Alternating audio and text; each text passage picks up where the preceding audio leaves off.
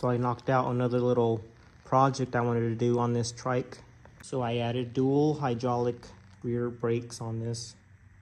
Since I do have a differential on this. Here's the old setup. Drum brakes and fan brakes. This brake lever controls both sides. Here's a better look at the disc rotors and the caliper on both sides. The caliper barely clears the wheel and it's mounted to the frame with some spacers here on both sides. And they run to the front to a splitter.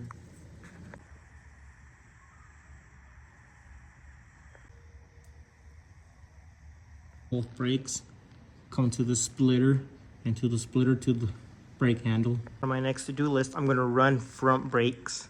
I mean, I already have the lever installed.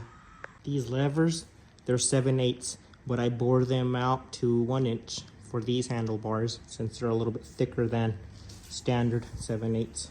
Adding both brake levers, have to relocate this or add a different one and clean up my wiring.